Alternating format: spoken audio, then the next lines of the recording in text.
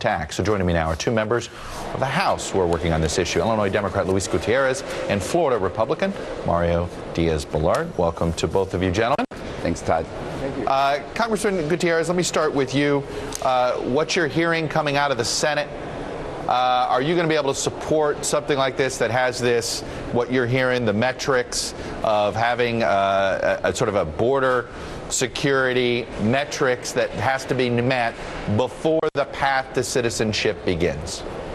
Look, I've had it explained to me by Senator Schumer and Senator Bennett and my own Senator Durbin. And Bob Menendez has been doing this. Menendez has been doing this for decades. He understands. They have convinced me that what they have agreed to is a path that is reachable,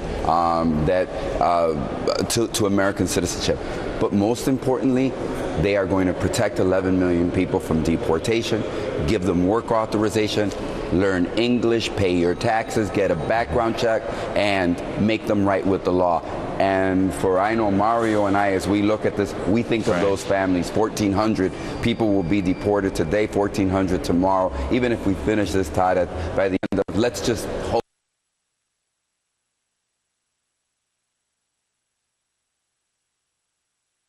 And tens of thousands of families will be affected. Congressman Diaz-Balart, the most fascinating thing we found in our poll is that among members of your party, when you do not talk about the penalties that those that are here that are undocumented would have to go through to get citizenship, a majority of Republicans are not in favor.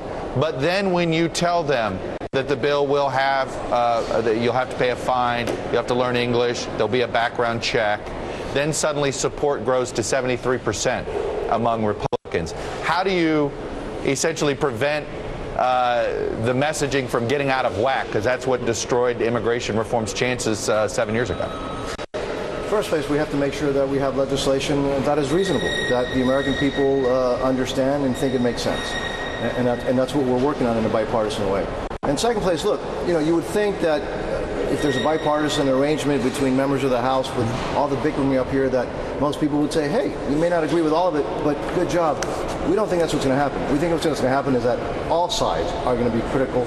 All sides are going to try to kill it, which is why it's important to do this right. You really believe? Let me stop you there. You sound a little more pessimistic.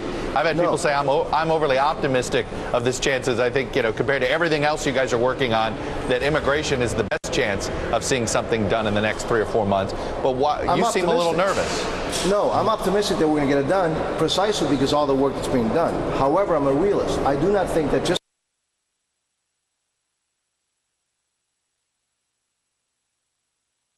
I think both extremes are going to be critical. The important is to stay on the issue, to focus on the issue. We're working on legislation that is reasonable, that protects the rights of those who are in the legal process, who, as my friend and colleague said, who stops the deportations of decent people who have, by the way, in many cases, American kids, fixing an immigration system that's broken, creating a visa program that works. What Mario is saying, Todd, is that, look, Democrats are taking into consideration Republican concerns and priorities, and let me just say at the same time, they are taking. So it's a bipartisan approach. It's a comprehensive immigration bill. Yeah. So there are going to be parts that are going to be more acceptable, likable to certain sectors of 435 members of the Congress of the United States. Yeah. But I'm sure once the senators unveil theirs, and we shortly thereafter unveil ours, as I expect we will, then I think what you're going to hear is people say, pick and choose different parts. But it's going to be a comprehensive immigration reform bill. And I got to tell you something. The American public on November 6th said, stop picking winners and losers. Yeah. Get together in a bipartisan approach. It's what we want you to do. And that's what Mario and I and a lot of other really good men and women on the Republican and Democratic side are doing on the issue of immigration. The people yesterday that were clamoring for change here in Washington, D.C., expect no less. They don't expect me to wake up in the morning and fight with Mario and that's the challenge of the day. They expect me to sit down with Mario and find 218 votes, Republican and Democratic. But let me ask you about that. Does this realistically have to get through the Senate first before the House takes it up?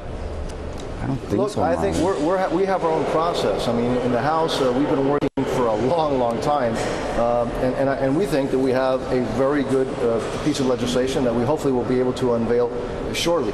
A piece of legislation that's good, that's reasonable, that's permanent, that fixes what's broken, and that does so in a way that we can get the 218 votes in the House. Yeah, let me steal an expression from Mario. We're on the same planet.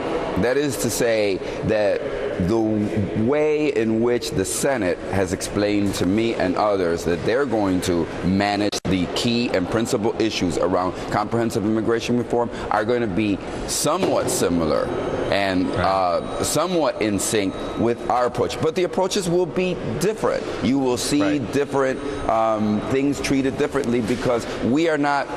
It's not a group of 16, it's a group of 8. The House of Representatives has different considerations than the Senate does, and we need to get 218 votes. But that's our goal. But I think before I go, if the purpose is to fix it, you're going to reach relatively similar conclusions. If that's your approach, to fix what's broken, Congressman, we'll have differences, but they'll be very similar. Diaz-Balart, Congressman Diaz, I want to ask you one quick political question. Greg Walden, chairman of the NRCC, was very critical of the president's budget on the issue of Social Security and those changes on the cost of living increases, and seemed to use some rhetoric that some Republicans are uncomfortable with. Do you agree with Congressman Walden about about his critique of the president's budget on Social Security? I frankly haven't seen it, and to tell you the truth, I haven't finalized reading the president's budget.